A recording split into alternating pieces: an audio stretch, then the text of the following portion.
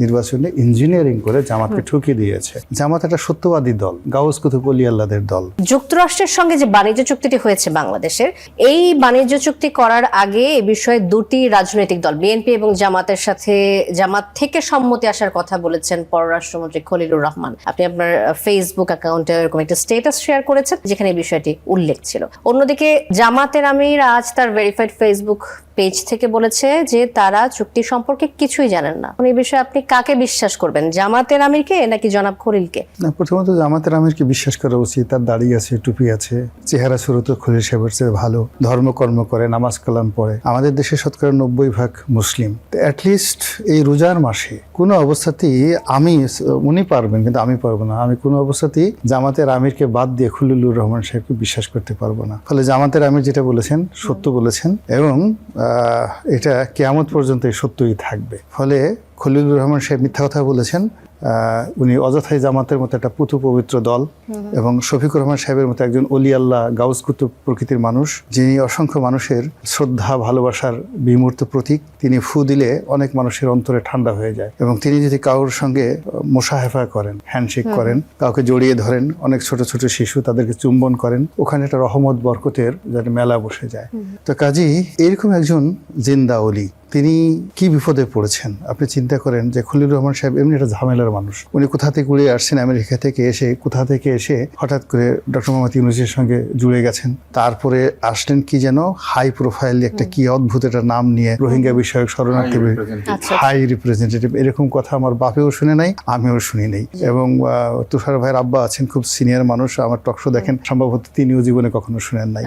এই high representative থেকে হঠাৎ হয়ে গেলেন মানে কি যেন নিরাপত্তা উপদেষ্টা হয়ে এরপরে শেষে সেনাবাহিনীর সঙ্গে তার একেবারেই সম্পর্ক ভালো না, ডেইলি গুডু লাগায় ওখানে। এবং ওনার কারণেই দেখা গেল জেনারেল ওয়াকারুজ্জামান সাহেবের সাথে ডক্টর মোহাম্মদ ইউনূসের মতো একটা ফেরেশতার মতো মানুষের সম্পর্ক নষ্ট হয়ে গেল। আবার উনি কোত্থেকে কিভাবে এই বিএনপির সাথে সংযোগ করে একেবারে এখানে পররাষ্ট্রমন্ত্রী হয়ে গেল।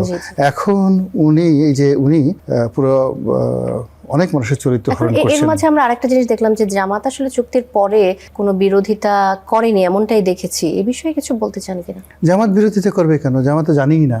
আপনি চুক্তি হওয়ার পরে হওয়ার পরও তো জামাত বলছে যে আমি তো কিছুই জানি না। তারা আগে সম্মতির বিষয়টি অস্বীকার তো করেছে। তার সঙ্গে সঙ্গে আপনি বোঝার চেষ্টা করেন শান্তা, জামাত একটা সত্যবাদী দল, গাউস কুতুব ওলি আল্লাহদের দল। তারা যেটা বলে সেটা আপনাকে বিশ্বাস করতে হবে। আর যদি বিশ্বাস না করেন আপনার শরীর আগুন ধরে যাবে। আপনি এখনো পর্যন্ত কারামত বুঝেন নাই যে জামাতের কারামতটা কি। তো সেই অর্থে তারা যে একটা রিপারকাশন দেখাবেন, প্রথমত হলো যে তারা তো বিশ্বাসই করতে পারেনি যে ডক্টর মোহাম্মদ ইউনূসের মতো লোক এরকম দেশ বিরোধী একটা চক্রান্ত করে একটা দেশের বিরুদ্ধে একটা চুক্তি করতে পারে।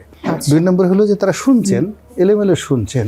শোনার পরে যেহেতু তারা সরকারের one of the major part, Khalilur Rahman সাহেবের সাথে তাদের সম্পর্ক হয়তো খারাপ ছিল বা রেজওয়ানার সঙ্গে তাদের সম্পর্ক খারাপ ছিল, কিন্তু ডক্টর ইউনূসের সঙ্গে তো তাদের সম্পর্ক ভালো ছিল। এবং 17 মাস ধরে মূলত সারা বাংলাদেশ চালিয়েছে জামাত। এটাই হলো বাস্তবতা। তো সেই বাস্তবতার মধ্যে আমিরে জামাত তিনি বলছেন যে তিনি এই চুক্তি সম্পর্কে কিছুই জানেন এবং রাজনৈতিক অঙ্গনের দুই বিশেষ ব্যক্তি দুই ধরনের কথা বলছেন।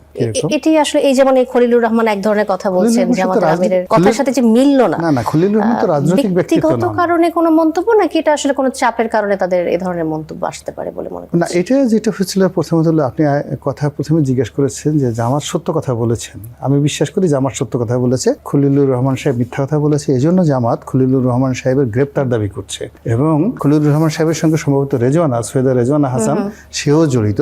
এবং জামাত মনে করে যে সৈয়দা রেজওয়ানা হাসান এবং খলিলুর রহমান এই দুজনে মিলে নির্বাচনে ইঞ্জিনিয়ারিং করে জামাতকে ঠুকে দিয়েছে। ফলে আজকে যেখানে জামাতের আমির হবেন বাংলাদেশের আমিরুল মুমিনিন এবং তিনি হবেন বাংলাদেশের প্রধানমন্ত্রী, আর তার চোখের সামনে জনাব তারেক রহমান সাহেব প্রধানমন্ত্রী হিসেবে হেঁটে বেড়াচ্ছেন, ঘুরে বেড়াচ্ছেন, এটা কি যে কষ্ট আপনারা বুঝতে পারবেন না। মমতাজের সেই গানের মতো বুকটা ফাইটটা যায় আর কি, এরকম অবস্থার মধ্যে তারা পড়ে গেছে। রনি, আমি আবারও আসবো আপনার কাছে।